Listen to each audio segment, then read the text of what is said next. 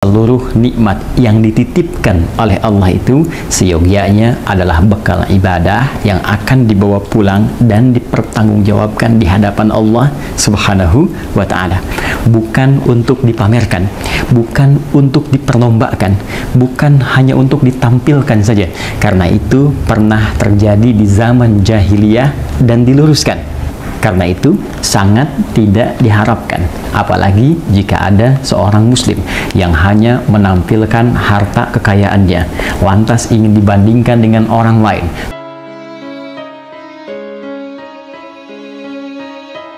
Assalamualaikum warahmatullahi wabarakatuh. Alhamdulillahirabbil alamin, wassalatu wassalamu ala rasulillahil karim wa ala alihi wa sahbihi wa ummatihi ila yaumiddin wa ba'du.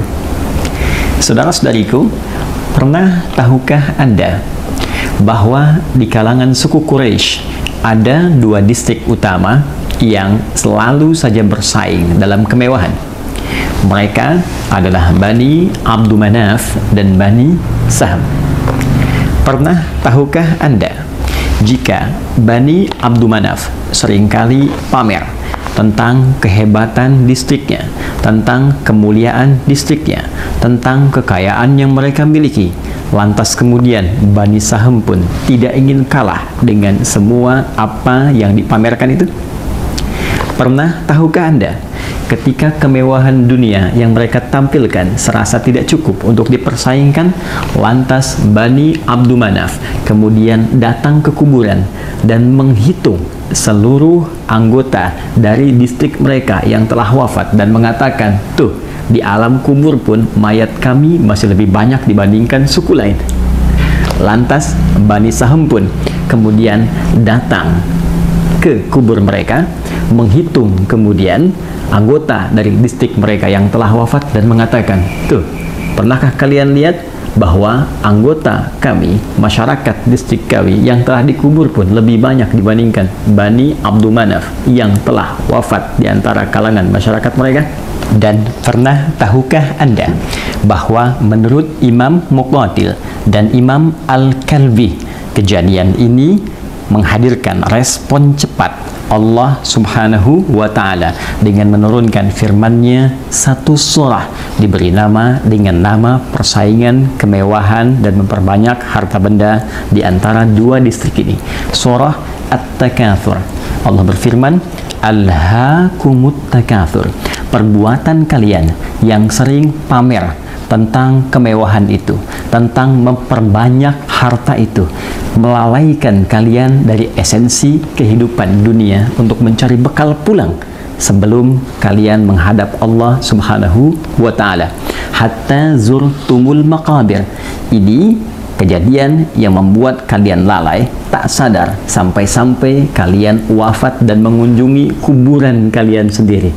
Sampai-sampai kalian masuk ke liang lahat kalian.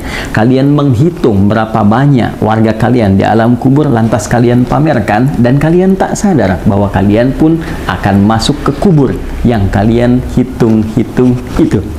Kalla saufa ta'lamun. Sekali-kali jangan pernah kalian lakukan yang seperti itu lagi, karena satu saat kalian akan menyadari bahwa itu semua keliru. Thumma kalla saufa ta'lamun. Kemudian ditegaskan kembali, jangan pernah lakukan kegiatan itu lagi, karena kalian satu saat akan menyadari bahwa semua itu keliru. Kalla law ta'lamuna ilmal yaqin. Sekali-kali jangan pernah kerjakan itu lagi jika kalian mengetahui dengan penuh keyakinan, dengan penuh kesungguhan. La tarawunnal jahim. Perbuatan kalian itu akan mengantarkan pada kecelakaan yang dahsyat saat kalian pulang kepada Allah, dijamin dengan neraka Jahannam. Thumma latarawunnaha ainal yaqin.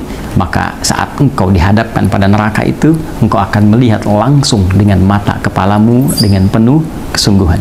Thumma latus'alunna yawma idzin 'anil na'im. Sungguh sebelum engkau masuk ke neraka itu, yakinkan pada dirimu semua yang engkau banggakan, yang kau pamerkan, yang kau lomba-lombakan, yang kau tampilkan itu hakikatnya setiap materinya, setiap sennya, setiap bendanya akan dipertanggungjawabkan di hadapan Allah Subhanahu wa ta'ala.